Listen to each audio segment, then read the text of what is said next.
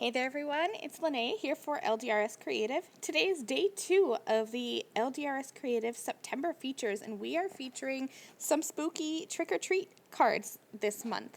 So I'm going to be using the Trick-or-Treat Pirouette stamp set, as well as the die set, and the Pirouette pattern templates. So that's what I have set up in my MISTI right now. I also have a piece of cardstock cut to 4 1/4 by 4 1/4 inches square. And I'm using the Pirouette Master Template as well as that circular alignment aid to take this little stars circle from the Trick or Treat Pirouette stamp set, and I'm lining this up. Now I have this, instead of cutting my paper into eighths, I lined up this circle so that it would be kind of cut into quarters. I'm going to stamp this 4 times using the Prickly Pear Perfection ink.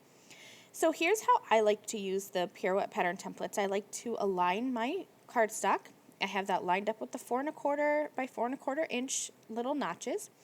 Then I like to stamp and rotate and stamp and rotate and stamp and rotate until I have all 4 of my pieces stamped. Here's my 4th turn here. And so normally you would have 8 turns with one color ink. But I wanted to kind of step this up, so I removed that cardstock, and now I'm going to turn it so that just one notch, turn it 1 notch, and then I'm going to come in with some in-your-face orange and stamp this little circle or star wreath again.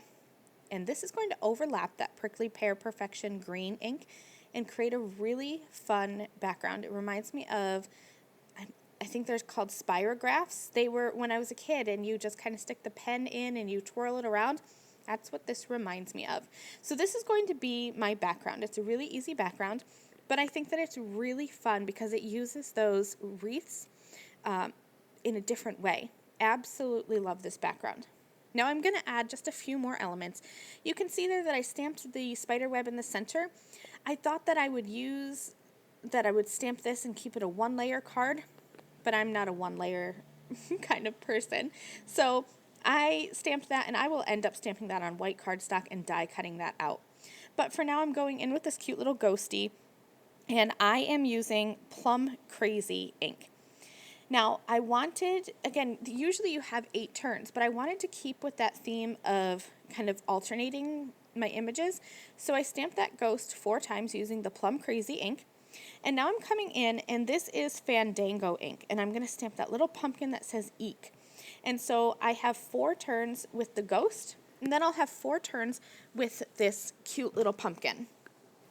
I'm using the spider web in the center, so of course I had to create some spiders around the outside of my card.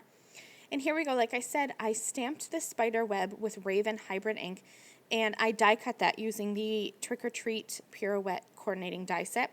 And now all I'm going to do is just line it up perfectly with the spider web that I have already stamped on my background. I used Plum Crazy ink to stamp Trick or Treat and die cut that, and this is my finished card. I hope you guys enjoyed this really quick tutorial on how to create a fun little background using those large circular stamps in the Trick or Treat Pirouette stamp set. Thanks for watching. See you soon. Bye. Thank you again very much for watching this video. If you liked this video and you'd like to see more from me, please hit that subscribe button that is on the screen now. And here are a few other videos that I thought you might enjoy.